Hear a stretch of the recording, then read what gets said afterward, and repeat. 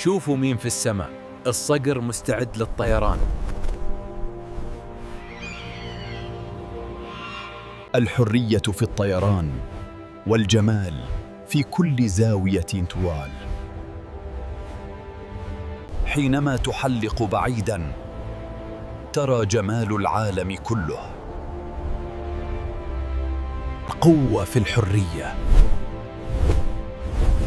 والجمال في كل لحظة.